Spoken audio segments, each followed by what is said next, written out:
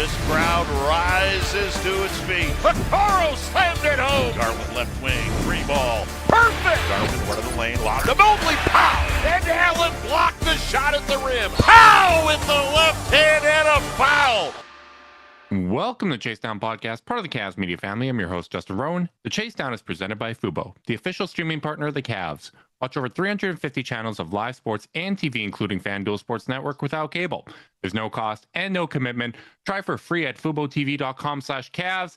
There's no cost, no commitment, and no chance that your Cleveland Cavaliers are going to miss the playoffs. They became the first team in the NBA to officially clinch a playoff spot with their win over the Miami Heat. The winning streak is up to 12 games, and my co-host is Carter Rodriguez. Carter, how you doing, buddy? That was seamless, brother man. I'm doing good. It's a really weird thing. Where Justin, I gotta say, this team on a 12-game winning streak might be slumping a little.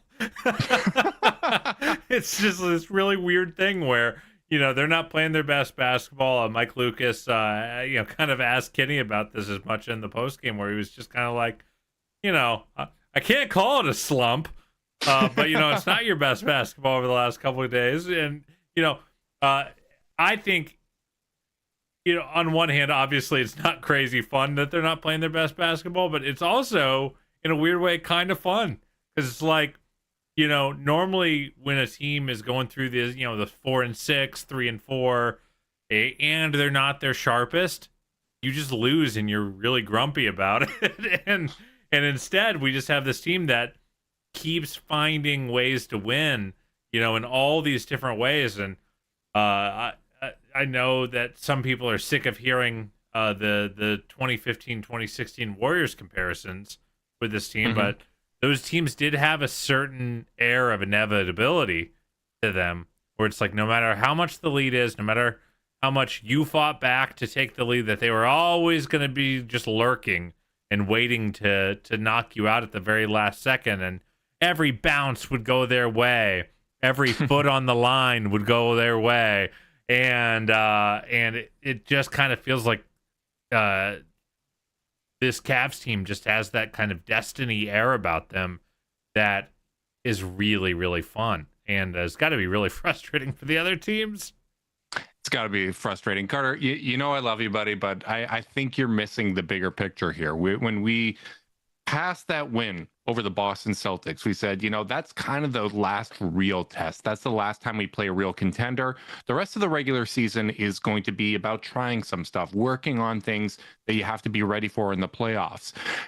I will present to you a theory. The Cleveland Cavaliers realize they don't have a lot of experience closing games. The starters don't get to play in fourth quarters very often. Not a lot of experience coming from behind. So you let these teams hang around. You give yourself a challenge. You put yourself behind, and then you come back and you win those games. That's very clearly what's happening here, brother. It's what a year. What an unbelievable season. Our boy Ziggy had, I think, my favorite Cavs stat of the year, which is that if the Cavs lost every game that wasn't a part of these 3-game winning streaks, they'd still be the 3 seed in the East. They have 39 wins on win streaks this year. If the Lakers beat New York tomorrow and the Cavs win their next one, they would be 40 games in win streaks. They would be the 2 seed. Like, it's an unbelievable number of streaks. I mean, only the second team in NBA history to have 3 win streaks of 12 or more. This team is just unbelievable. What a run. I keep thinking about like DeAndre Hunter and just what he must think every day going to work. Be like, I guess this is my new life. I guess I just never lose ever again. It's got to be a good feeling. And, speaking of DeAndre Hunter, I was thinking about his addition to the team and kind of how it's helped us throughout this stretch. Because I really do feel like he's solidified this rotation. We've seen a couple games now where, Donovan rests, Mobley rests. He slides into the starting lineup and has helped contribute in so many different ways. I don't think that what we have currently seen, since the Boston game, these last couple wins, I don't think it's too dissimilar to some of the losing streaks that we've had this season. Because those losing streaks have been games that have come down to the wire, right? Like you think of the Houston game where it's DG missing some free throws, just a little mistake at the end. Mobley wasn't there. The Indiana game where we're up big in the third quarter, they're missing some guys. We blow that lead and we just don't have enough to kind of get back, get our grip of the rope back at that point. I think now, because to your point that you've brought up several times, we don't have any lineups that suck.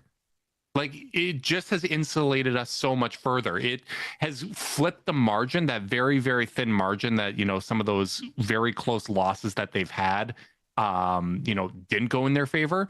Now it's going the other way. Now you don't have a weak lineup where, hey, the starters didn't really have it, which honestly, starting lineup wasn't very good tonight. They did not play well against Miami.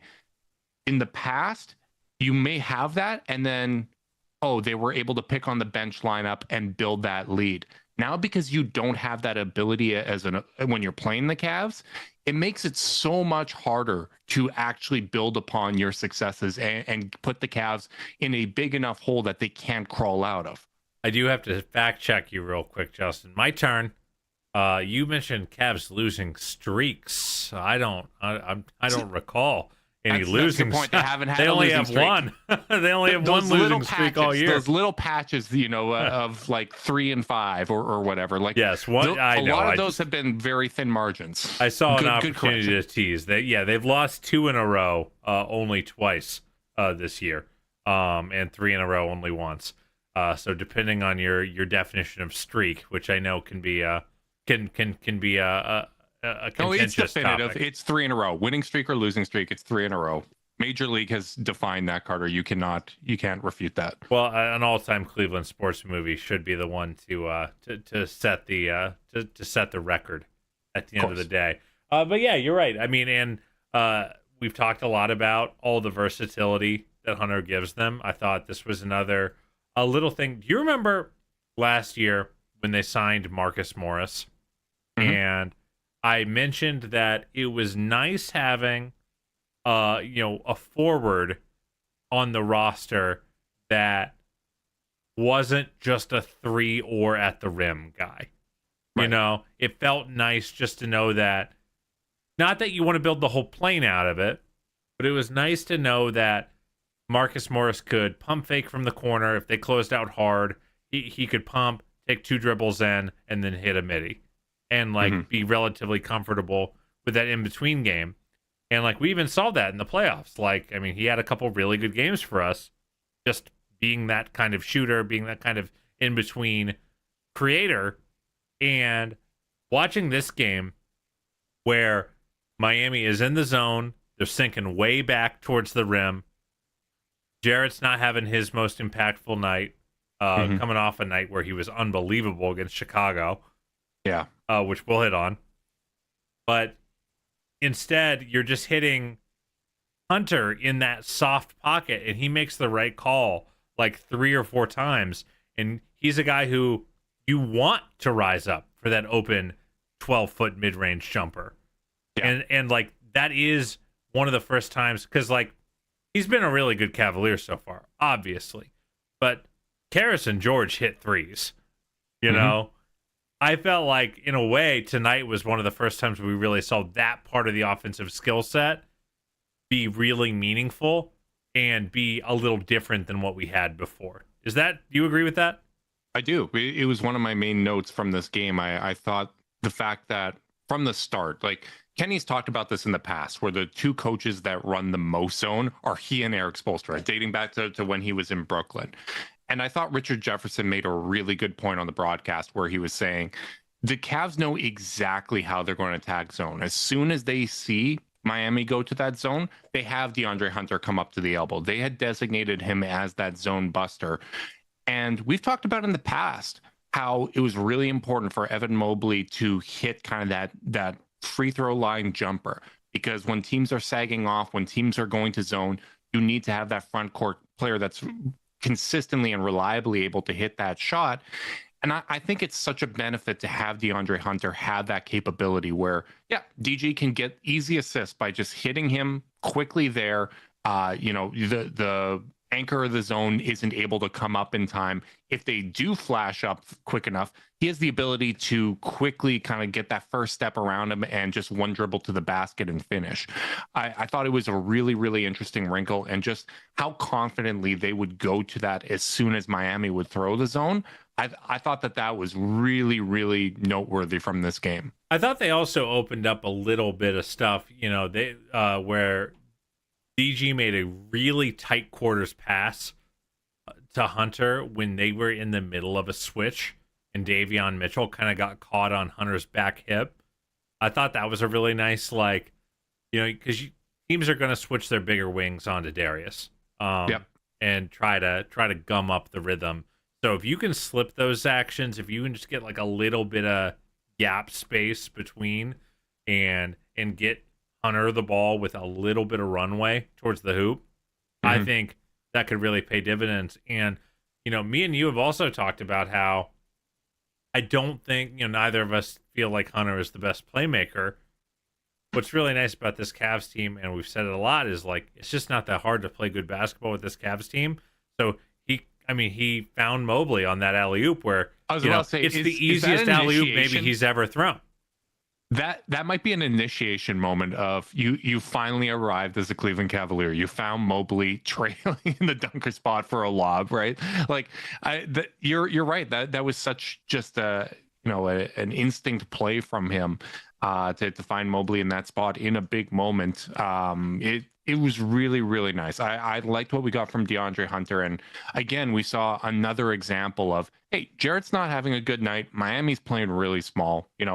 Bam is anchoring them at 6'9", and they have a bunch of wings. Jarrett's not having a great game. So let's close with Donovan, Darius, Max, DeAndre, and Evan. Having that flexibility to, hey, someone doesn't have it going, we can close this way. And particularly when you look at the teams that they've played recently, a lot of them are downsized, right? And some of that is, just the availability of who they've had on their roster. You look at the injury reports for Chicago and Miami, it's extensive. There's not a lot of kind of choices or levers for those coaches to play. So for them just downsizing out of necessity, the Cavs are like, okay, we have an answer for that. We can go to that pretty easily. Yeah, they have so much roster versatility. Downsize is probably not even the right word, because Hunter is as big as most power forwards. Fair point. They're still playing a pretty big lineup out there, and they can, they can still gum things up. I thought, they won this game not with their offense. They won it on the defensive end of the ball. They made timely stops, and yeah, it wasn't pretty. Donovan gets stripped by Kyle Anderson, who terrific defensive play by Anderson, by the way. I just love Kyle Anderson's game, man. I just think he's such a winner. You and Ty Jerome both love it. Yeah. I think he's a winner, and it showed in his minutes. I mean, 7, 11, and 7 for him in just 26 minutes. I thought, so the Cavs didn't finish perfectly, but I did think they locked in and got stops at the right time. They ran guys off the line. They made guys take that extra step, and I know this is I don't know, maybe a little silly to say, but Duncan Robinson steps out of bounds, and part of that is that the Cavs were really pressuring that play. I mean, they were making Miami work through. By the way, any thoughts? Do you think they would have fouled? I don't think so, because I didn't feel like fouling up 3 worked crazy well for them against was it Portland? Yeah. It was a full 18 seconds. I kind of felt like they were going to play it out. It didn't look like they were scrambling to foul in that instance. It didn't look like it to me either, which I was pleased by. Because when you think back to that Portland game, they fouled on the catch, right? We're playing you up tight. We're going to foul you on the catch. We're not going to allow you to get a shot off. We're not going to make the same mistake as Detroit.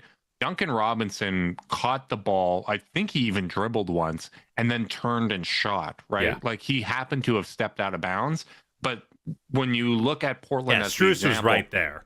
Yeah, the foul occurs in that time if that's what you're intentionally doing. So I don't think they would have in that spot. But I think it's a good win. Like I agree with you. I do feel like they're in a bit of a slump. Some of that is individual guys being in a slump. We'll talk about Darius in a moment because I think that's obviously going to be a big part of it. We talked about all season how when you look at the numbers, the offense goes with Darius. So when Darius is playing poorly and he's shooting poorly, you're going to have some regression on that offensive end of the court. But I think it's a good win because Miami, no matter who they have available, that's going to be a team that's going to play really hard. They're going to be really well coached. They're going to have a game plan ready for you. And, the Cavs are 11-2 this season on the second night of a back-to-back. That's an incredibly encouraging sign. Their only losses, especially on a night like tonight where Miami did not play yesterday. Their only 2 losses are both examples of that, where the other team did not play the night before. And guess who they were? Very try-hard teams. The Miami Heat and the Houston Rockets. Yep. Like those are teams that can get you. But I believe on the road for both? I believe so, yeah.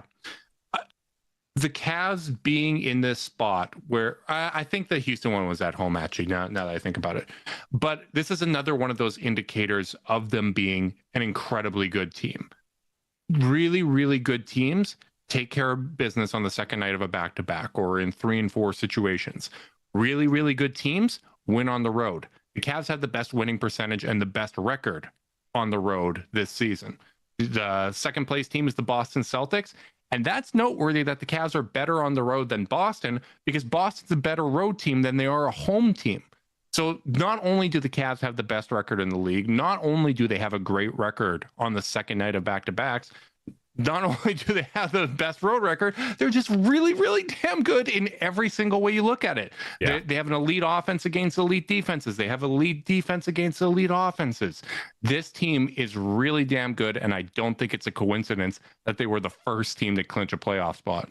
Yeah, I mean, they're 8 games up on the 44-18 Boston Celtics. I mean, I know it's funny. You would think I would get bored of reading all the different ways just to basically say that the Cavs are 52-10, and I'm not getting bored. I'm having a lot of fun. Just like looking at all these different contextual things, looking at this team's record because, again, I just think it's really, really special. There's so many great things that are happening with the Cavs, and sometimes it's hard to keep track of them all. That's why tools like Zoom AI Companion are so important, because only you can do your best work. Zoom AI Companion can help you do the rest, like automatically taking notes, answering meeting questions, and helping you respond to your coworker. Available at no additional cost with eligible paid plans. Work happy with Zoom AI Companion. Do you have anything else you want to talk about on this game before we move to the Chicago game? Because I got a couple takes from the Chicago game. The only other thing that I kind of had noted with this game, and something that I'm going to be keeping an eye on, is I found it was interesting that Kenny changed up the substitution pattern. I think that's something that we really need to continue to keep an eye on of when he uses guys, because we don't have a big sample of everybody being available. I thought it was noteworthy. Dean Wade and Isaac Okoro check in the second quarter. Like normally Dean Wade is a first quarter sub. This game, he opted to go with Sam Merrill and Ty Jerome and DeAndre Hunter coming in off the bench first. And then it was Isaac and Dean subbing in together. In the Chicago game, it was Isaac and Javonte Green checking in together, which was just like, hey, we're going to throw defensive nightmares at you, and they're going to be really, really active. But I thought that Isaac and Dean gave them really good minutes when they checked in that second quarter. They really started to get some stops there, and that's when you saw them build up that second quarter lead. So I don't know. We don't have enough information to really get a sense of what the rotation is going to be when they're fully healthy. But I just wanted to kind of highlight that, and just something for us and our listeners to keep an eye on with these future games. Here's another rotational thought. More no center lineups getting run. There was a stretch where Dean was playing the 5, DeAndre was at the 4. Mm-hmm. Jarrett only played 25 minutes tonight. Obviously, just wasn't really his night overall. But part of me wonders, because in the past, it's been a very by necessity lineup. Like either, someone's hurt, someone's in foul trouble, whatever it may be. Or it's the team is just playing horrific basketball and Kenny wants to try something. Those have been like the three precursors for the no center on the floor lineups for the Cavs. Part of me wonders if Kenny is thinking a little bit more long term about that and getting them some extra run for a playoff run, because who knows if Jarrett or Evan is going to miss a playoff game and get in foul trouble or get in foul trouble or whatever it may be. And you don't want, those fivesomes, especially with Hunter on the floor, to be really getting their first run in those spots. So just an idle thought of whether that's it's hard to know because Jarrett didn't have his best game today. I mean, how many games does Jarrett have more field goal attempts than points? It's like never. But yeah, just that's my last little observation on the Heat game. Can we move over to the Bulls now?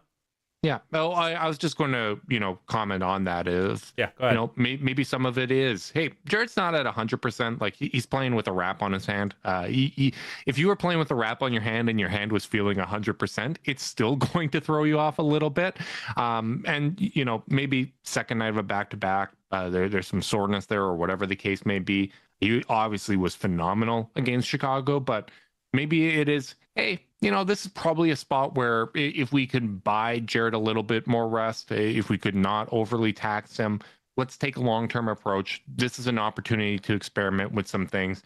Let's go with some of these no Jarrett, no Evan lineups. Like who knows kind of what the thinking is there, but I think that there's, a variety of things that could lead to that decision. And that's why coaching, even the stuff we think we can easily interpret like rotations, is always going to be a bit of a black box. Yep. Moving to that Bulls game, Justin, I gotta say, that game was ugly. It was the Cavs just were not guarding. Talen Horton-Tucker was on his revenge tour against the world. He was in the role of Zachary Risache in that game, where just burrowing non-shooter that can't miss. Yeah, I mean, couldn't miss, was getting to the rim every time he wanted. Collins was having a great game. It was just not their game.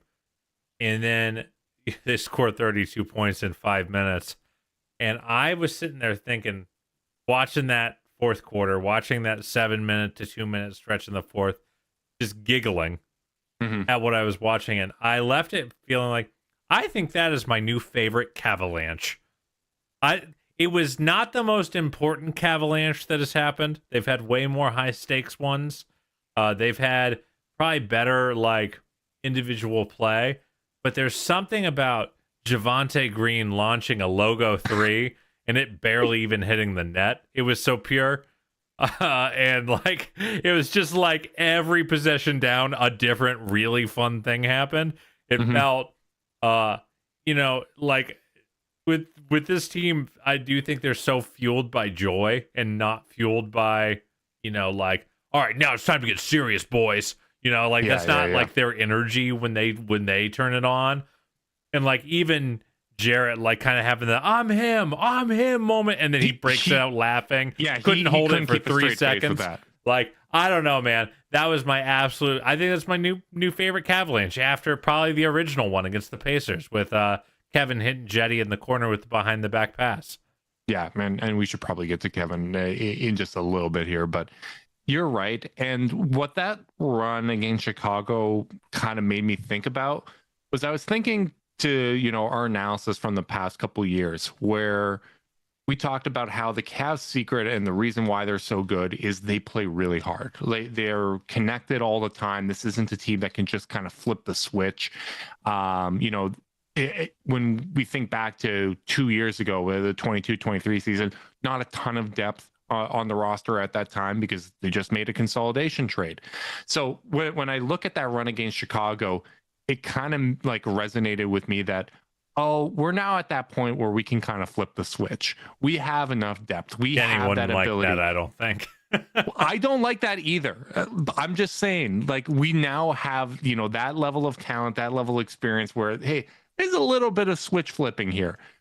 I do still think, echoing back to what I said at the start of the podcast, I think how we're playing right now is very, very similar to how we played in some of those funks and some of those lulls and slumps in the season. And I'm very interested to see, do we correct that before it bites us? Before, we lose 2 out of 3, or before we have a loss to a team that we shouldn't lose against, without that negative reinforcement as an end result from the game? Are we able to kind of correct things and get out of those slumps and amend some of those bad habits? Or does the fact that we keep getting positive reinforcement with these comeback wins end up resulting in us having one of those prolonged slumps that takes us off that pace that we're keeping an eye on of, hey, can they get 67 wins? That's something I'm really interested in, because I feel like that first slump that we had came directly after we had a few comeback wins and games where, we just kind of took over in the fourth quarter after not playing our best basketball before.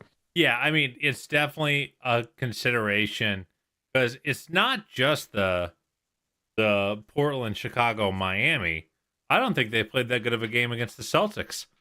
I think they had great moments. There were moments of greatness, but our dear friend Diation in the Discord and I were kind of going back and forth in our game thread channel during that, just being like, quit playing the dribble against Jason Tatum when all he wants is a step back. The little details I thought were not as sharp against Boston as they have been in the past. Maybe. I just, so I don't think this is just a matter of they just were kind of playing with their food. I think they're going through a little bit of a stretch where they're just not quite as sharp, which is normal. And normally it's way less fun than this, as I kind of said at the beginning of the podcast. So yeah, it was the most fun switch flip possible. It was okay. And it felt like all they needed to do was lock in on defense, and then everything just started unlocking for them. They got running. They got Jarrett got going with a couple two-way plays, and oh my goodness, was Jarrett good in that game. I mean, that was kind of my wider segue, which is when I watch him do that, Justin, sometimes I think you need to shoot more, Jarrett. Because the touch with his left hand as he's catching in traffic and stepping through and protecting the ball and weaving through the traffic to finish. Some of those finishes were unbelievable. And sometimes I forget how good his touch is in that traffic environment. I think sometimes Jarrett can have games where it's like if they're in front of him, he just kind of keeps the ball moving and doesn't play selfishly. Yeah. And in a game where Evan's out, you kind of see him be like, well, I'm going to need to attack when I get the ball as a roll man. I can't look to play team ball. I just got to attack the hoop. And I left that game just being like, Jarrett, you can do that against a lot of teams. Yep. Yeah. And sometimes I think it's on him. Sometimes, it's, hey, maybe they needed a reminder of what Jarrett can do. And, often with big men, they're reliant on other people to feed them the ball, right? And I think one of the great things about Jarrett is he's able to recognize what the defense is giving him as well. It wasn't just that he had 25 and 17 on the night against Chicago. And he also had 3 minutes, assists. by the way. Oh my God. That's insane. He also had, 3 assists, because he can recognize when the defense is trying to cheat and take things away from him and find the open man. He had 2 steals, because that sense of team basketball and where the passes are going to go translates to the defensive side of the ball. He's just a really, really intelligent player. And obviously, I don't think that he's playing at 100% health right now. But seeing him still have a game like that, as he works his way back to full health, was really, really encouraging to see. And, I think he's a big part of what makes this team so special. And I think you're right. I think there's times where, hey, we could probably get him going to the basket a little more. Like that was honestly one of my gripes with our start against Boston was I felt like, hey, we're not really attacking the basket a whole lot. Like I understand that Al Horford has given us issues at times, but we're having just a little bit too much reverence for him. Like we were able to get Jarrett going in that game against Kristaps Porzingis. Like I think what did he have, 18 and 17 or something crazy like that in the game against Boston? Phenomenal.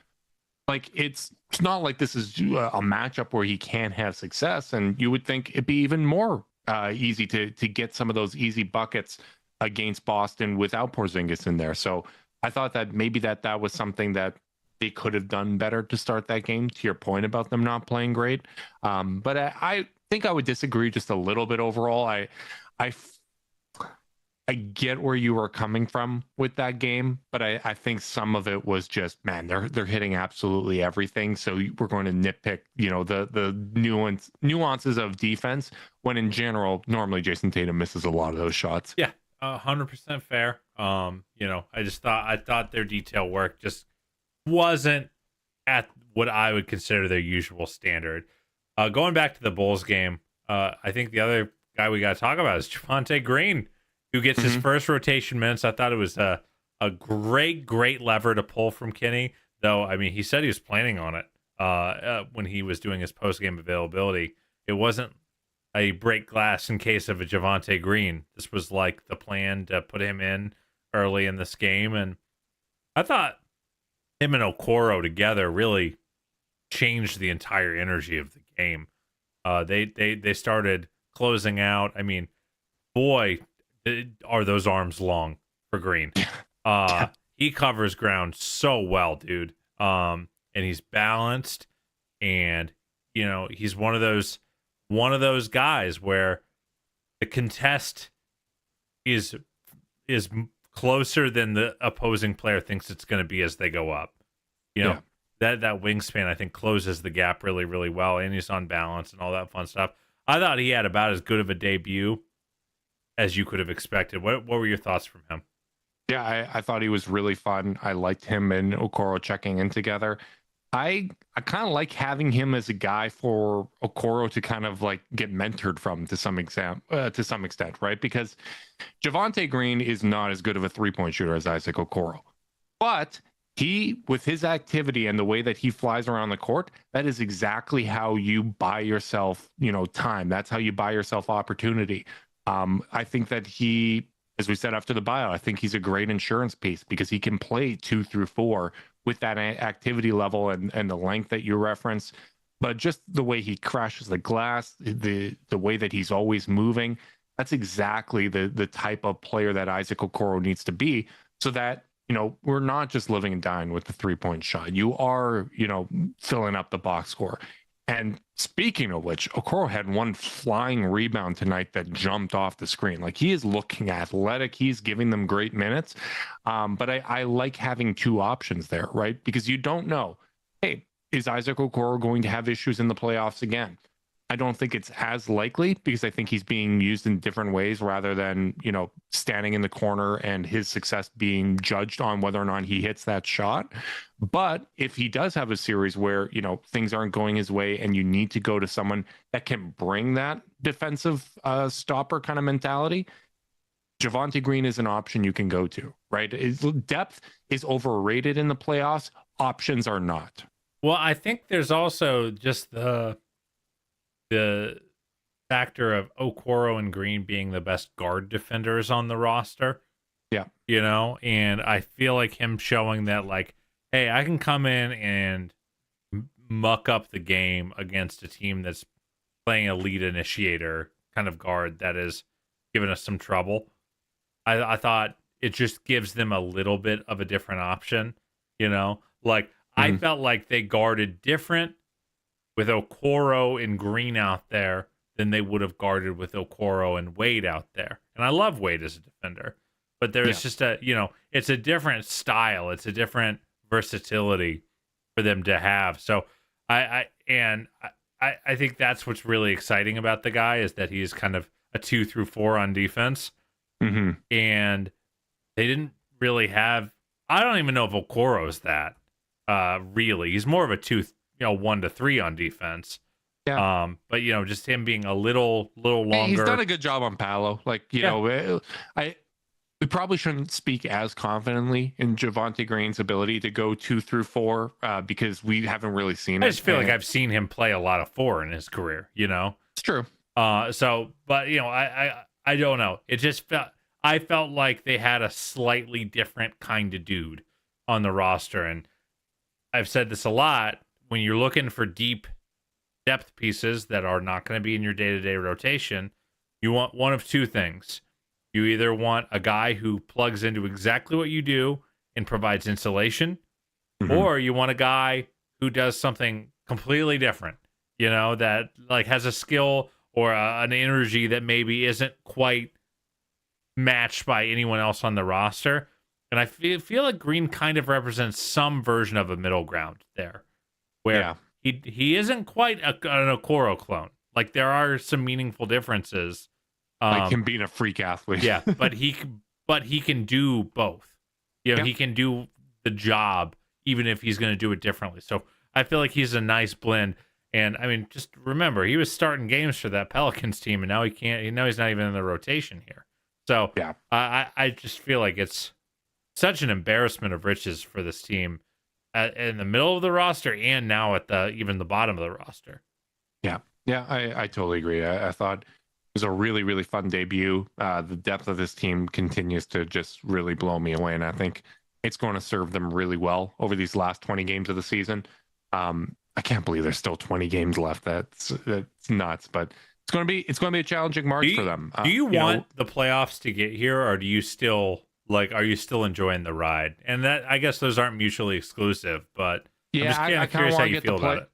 I want the playoffs to get here just because I've had so much post All-Star break, like PTSD when it comes to injuries and other things like that. Like part of me wants to see more problem solving. I want to see guys work through some stuff. I want to see different lineup combinations.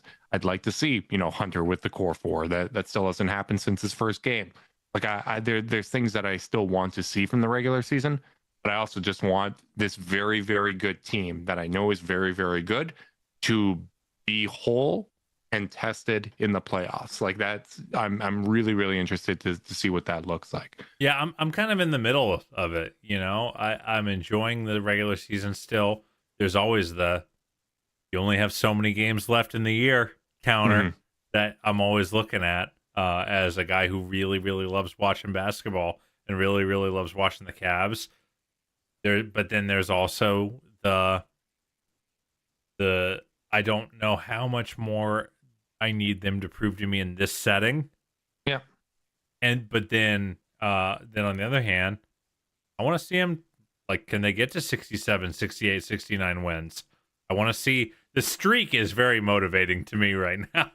you know, it's really nice to have this. Like, if they were, it'd be kind of cool to like set the franchise record win streak and then beat that win streak that you set earlier this season. Like setting the franchise record twice in a year, it would be a hell of an accomplishment. Yeah, before we went live, I asked you, like, where do you think the streak ends? And you threw out a couple things like Milwaukee or maybe Memphis, and I'm throwing out a couple things. Maybe Brooklyn, because we haven't been playing well. But it was so funny. But then I just said, I was like, well, they never lose, so I don't know where to look. I don't know where the signs are coming. Where is the there's not enough track record for losses for this team for me to see. Like, with the LeBron teams, I could see a loss a mile away. There were tremors before the earthquake. You're like, I know exactly what this means. Oh, there's a loss coming in one day. Like, even if they were great, even if they were in good form, I knew when a loss was coming. And now am like, every game's kind of an adventure. So I am still very much enjoying the journey. But, like, I mean, you've seen my DMs. I'm perpetually angsty about injuries because I just so You're desperately angsty. I know I am. It's because I just so desperately want this team to get to the playoffs whole and, like, in good form, so we can really, without a doubt, know. And I really do think that you should take advantage of the resources available to you. I am the ultimate barometer and like record keeper of every minor ailment that has ever happened to a Cleveland Cavalier. Yeah, but I think you're zagging just because I'm too angsty. I'm not zagging. I'm not zagging. I think you're just making fun of me. No, sometimes I am, but I make it very clear when I'm making fun of you.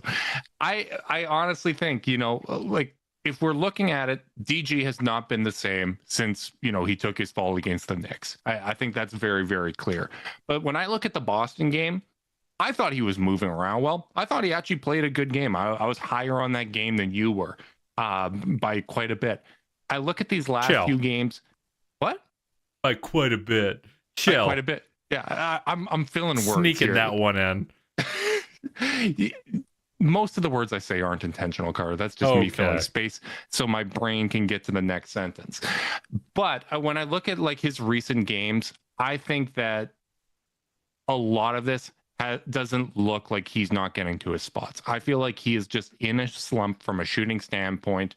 I thought the game against Chicago was actually interesting because that was one of the first times I could remember, maybe since the first game against Boston, where the missed shots were getting him to start taking really bad shots. And, maybe you could spin that as, hey, it's better than him fading into the background and not shooting anymore like we used to see in the past. When we're trying to win a championship and we're at this standard, neither extreme is the right answer. I would prefer, The extreme is play good. Yeah, no. Honestly, what the middle ground is what happened against Boston. I thought he took good shots. I will live with the misses that he took. I honestly like Miami closer to that. I think for the most part, is a pretty efficient game. I thought the passing was really good. If there wasn't that one grenade at the end of the shot clock, it probably was a pretty good shooting night from him. But in general, like just play your game. Take the shots as they come. I understand when you're in a slump, you want to shoot your way out of it. But I feel like he's moving around well, and this is just one of those things that happens in a 4-game stretch throughout the course of a year. Here's hoping. I felt like he played completely fine tonight. Didn't have the most efficient night, but still had 10 assists to 2 turnovers. Got to his spots pretty well. I felt like the offense was humming pretty well with him on the floor. So yeah, the only thing I'll say about him getting to his spots is he didn't take a shot inside the 3-point arc in the first half, and it felt just maybe a little like Fred VanVleet floating around on the outside instead of getting that drive and kick game going. So maybe I would have liked to see a little bit of that, but I thought overall it was a fine game. He turned his ankle in the fourth quarter against Miami, who we'll see what happens there, given how cautious they've been with injuries. And maybe if they feel like he could benefit from a rest game, there's an opportunity Friday against Charlotte, get him ready for the Bucks.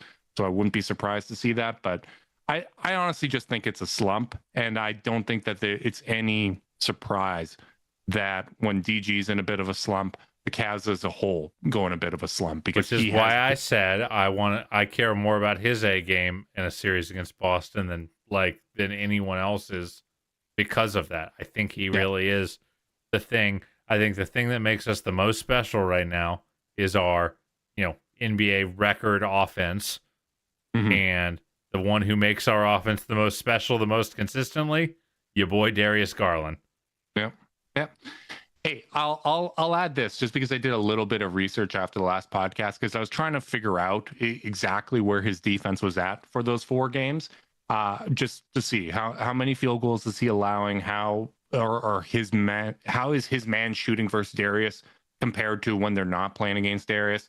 I did find the NBA.com tracking data says he's allowing 7.5 made field goals a game. So 17 points per game was what he was allowing. His man, when defended by Darius, shot 7% worse than how they otherwise shot. So they were shooting 48.9% from 2-point range. Within 6 feet, actually, we're shooting 15% worse. So when you're talking about, okay, is it a net positive when he's out there if his shot's not falling? He did average 19 in those 4 games. If you take out that first one, 22, he was playmaking really well those last few games. So I still stand by everything I said in those games. I think that he's rushing some of those shots. He needs to settle down and maintain his composure against Boston. But for all the talk about the defense, and I think some of that was influenced by how much the broadcast was talking about it, even though, there weren't really that many field goal attempts, period, versus Darius. For all that talk, I thought it was worthwhile to look at the numbers and see, hey, they're actually shooting worse than expected when they play against Darius. I agree. I don't have anything to add. That matches my eye test. I care way more about his offense than I worry about his defense. Me too. In this series and or in that potential series, and I just want to see it. Come to fruition. Yeah, because Boston's going to play mismatch basketball. Like, listening to Simmons and Russillo, like that was their number one complaint about the team. It's, hey, they don't run anything. They just say, okay, who's the shortest guy on the court? We're going to go at him. Let's force a switch. We're going to play isolation basketball wherever we have the mismatch. You sub someone out for Darius for defense reasons, they're going to do the exact same thing to Donovan. They did that last year in the playoffs. It's not about how they are as a defender. It's, hey, that guy's shorter than our guys. We're going to try to shoot over them. Absolutely, brother. Anything else before we wrap this up? Let's talk a little bit about Kevin Love, because that tribute got me in my feels. Good idea.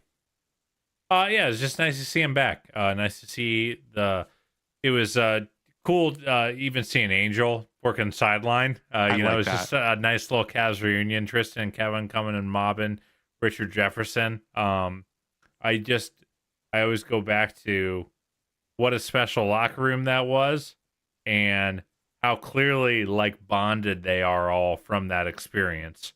Mm-hmm. And it was also cool to hear Kevin say that if he ever makes the Hall of Fame, he'd love to be inducted as a Cavalier. That's special, because if you look at the front end of his time here, you weren't sure it was going to be a happy marriage. No. You weren't sure that he was going to remember his time in Cleveland fondly. So the fact that, he's going out of his way to say something like that just goes to show how special his time here was for him. And he was a very special Cavalier. That's for damn sure. Yeah, he really was. And, I think it's a good example of how tenuous the team building process can be at times, and discussing fit when you have expectations and the pressure that puts on. But Kevin went through a lot with the Cavs. He was there for a lot of really big moments and stepped up. Really cool tweet here from Tom Withers. Kevin Love said after the game, he's been told his jersey will be retired by the Cavs and hung next to Nick Gilbert's in Rocket Arena. Oh yeah. Which I think is really, really cool. And also, shout out to Angel wearing the bow tie pen. I thought that was a nice touch. I'm glad you mentioned that she was there for the coverage. The whole kind of Cavs reunion feel for this game was really good. And I always enjoy RJ on the call. Another national game, Carter. We just keep winning all these national TV games. Put the Cavs on TV more often. No kidding, man. Unbelievable. What a run. Yeah, and we even give closer games now, because those first few that they put us on, they were 20-30 point loss wins by the Cavs. People are tuning out in the middle of the third quarter. Now we're providing entertainment. Now we're providing comebacks. The call was made, let me tell you. Yeah, we know exactly how to pander, what sells, what sells on TV, and what sells is the Cleveland Cavaliers. Big thanks to everyone that tuned in live on YouTube. Make sure you guys like and subscribe. Click that notification bell so you know when we're going live. If you're listening via podcast and you want to support us, leave us a rating, leave a review, subscribe, unsubscribe, resubscribe, and help cook those books. If you want to be part of Chase Down's exclusive Discord chat, send a screenshot of the review to chasedownpod@gmail.com. However you choose to support us, we really do appreciate it. Make sure you guys are staying safe out there. Until next time, go Cavs.